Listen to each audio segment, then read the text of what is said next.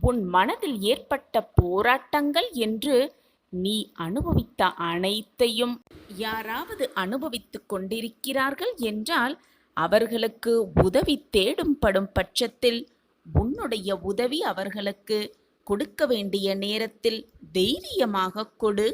ஏனென்றால் நீ பட்ட கஷ்டத்தை அவர்கள் பட்டுக்கொண்டிருக்கிறார்கள் என்று உனக்கு தெரிந்தாலே அந்த கஷ்டம் எப்படிப்பட்டது என்பது உனக்கு மிக தெளிவாகவே புரியும். ஏனென்றால் தர்மங்களில் தலையாயது உதவிதான். உண்மையான உதவி என்ன தெரியுமா?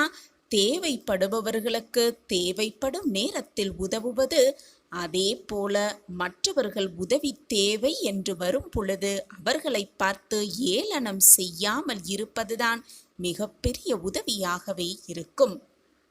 இப்படி இருந்து பார், உன் வாழ்க்கையில் ஒரு நல்ல வழி உனக்காகவே பிறக்கும்.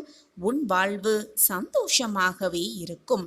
எப்பொழுதும் சந்தோஷமாக இருக்க வேண்டும் என்று நினைக்காதே. மற்றவர்கள் உன் வாழ்க்கை கெடுக்க நினைத்தால் அவர்களை பழிக்கு பழி வாங்க வேண்டும் என்று மட்டும் நினைத்து விடாதே.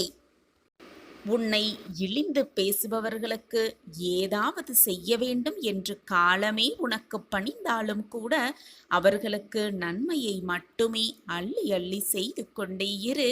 மறந்தும் கூட பழிவாங்க வேண்டும் என்ற எண்ணம் உன் மனதில் இல்லாமல் பார்த்து கொள்வதுதான் மிக மிக நல்லது. நான் உன்னோடு இருக்கும் பொழுது, நான் உன்னுடனேயே இருந்து கொண்டிருக்கும் பொழுது இப்படி நடந்து விடுமோ, அப்படி நடந்து விடுமோ, அப்படி நடந்துவிட்டால் என்ன செய்வது, என்னாகுமோ ஏதாகுமோ என்ற குழப்பம் உன் மனதில் ஏன் இவ்வளவு அதிகமாக இருக்கிறது?